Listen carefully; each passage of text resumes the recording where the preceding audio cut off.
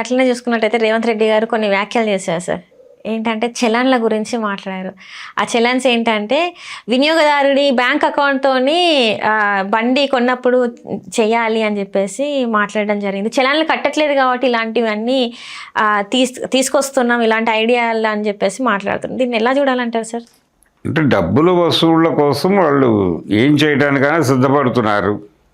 జనాల దగ్గర నుంచి ఏదో పద్ధతిలో చలాన్ రూపంలో ఇన్కమ్ రావాలి, ఇన్కమ్ సోర్స్లో అది కూడా ఒక భాగం. అంటే ఇంతవరకు ఎప్పుడు లేని ఒక కొత్త రూల్ని తీసుకొస్తున్నారు అనుకోవచ్చు సార్. అంటే బ్యాంక్ అకౌంట్తో అటాచ్ చేయడం అనేది ఎంతవరకు కరెక్ట్ అంటారు?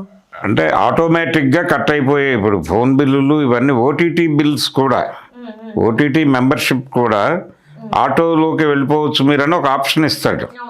వెళ్ళిపోతే మీకు ఆ టైం అయిపోగానే ఆటోమేటిక్గా మీ అకౌంట్లో ఉన్న డబ్బులు కట్ అయిపోయి అది మళ్ళీ రీఓపెన్ అవుతుంది.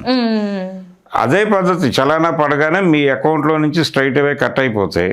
అవన్నీ దొంగ. ఇప్పుడు చాలా వరకు ఒక దగ్గర పార్క్ చేసి ఉన్నది దానికి హెల్మెట్ లేదని, లేకపోతే ఒక దగ్గర పార్క్ చేసి ఉన్న దానికి కూడా చలాన్, అది ఫేక్ అన్నట్టే కదా సార్.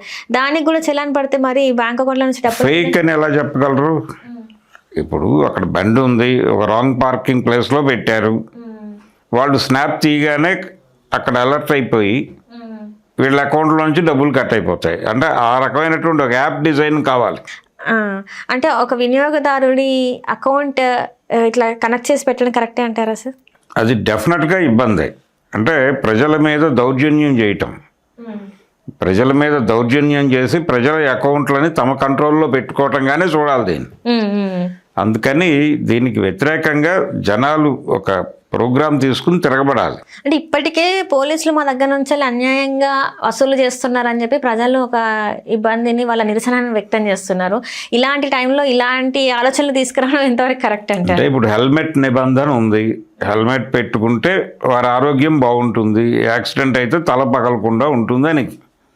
కానీ పోలీసు వారు ఎలా చూస్తున్నారు, ప్రభుత్వం ఎలా చూస్తుంది? హెల్మెట్ లేని వాళ్ళ మీద చలానాలు వేయటం మీద వాళ్ళ దృష్టి. మరి రోడ్లు వేసేదాని మీద కూడా అంతే దృష్టి ఉండాలి కదా సార్. మరి రోడ్లు వేస్తున్నారు, రోడ్లు వేసే ప్రయత్నం ఏదో జరుగుతుంది కదా ఇప్పుడు తెలంగాణలో, హైదరాబాద్లో అయితే జరుగుతుంది సీరియస్గానే. కాబట్టి అదొక ప్రయత్నం జరుగుతుంది. కానీ దానికంటే కూడా ప్రధానంగా పట్టించుకోవాల్సింది ఇక్కడ ఎవరు ఏమిటి అనేది చూస్తే, ఎవరి ప్రయోజనాల కోసం వాళ్ళు ఏది నిర్ణయం అయినా తీసేసుకుంటున్నారు. అంటే వాళ్ళు వాళ్ళ పద్ధతిలో వాళ్ళు డిజైన్ చేయడానికి వాళ్ళ సౌలభ్యం ఏదో ఉంది. ఆ సౌలభ్యాన్ని చెడగొట్టడం ద్వారా వాళ్ళని ఇబ్బంది పెట్టడం వచ్చే ఎన్నికల్లో. ఇలా రకరకాలుగా నడుస్తోంది ఈ కథ. అంతిమ నిర్ణయం కాదు ఇది, అంతిమ నిర్ణయం కాదు.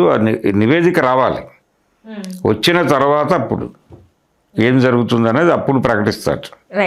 అప్పుడు ప్రకటించిన దాని మీద విమర్శలు ఉంటే దాన్ని బట్టి ఎవరైనా కోర్టుకు వెళ్ళే వాళ్ళు ఉంటారు. అంటే ఈ రెండు విషయాలలో, జిల్లాలని కుదించే విషయంలో అయినా, ఈ బ్యాంక్ అకౌంట్ని అటాచ్ చేసే విషయంలో అయినా కూడా మనకి కొత్త చట్టాలు రావాలంటారా సార్? మరి రావాలి కదా, దీనికి కూడా ఒక ఇది కావాలి, అంటే ఒక ఆమోదం కావాలి. ఆయన చెప్తే ఇమ్మీడియట్గా అకౌంట్లు అటాచ్ చేయడం లాంటి పనులు ఏం చెయ్యకూడదు. ఒకవేళ ఆ మేరకు వాళ్ళు ప్రభుత్వ నుంచి ఏదైనా జీవో ఇస్తే ఆ జీవోని ఛాలెంజ్ చేస్తూ కోర్టుకు పోవచ్చు. Right sir, right sir, right. Thank you so much sir. Thank you.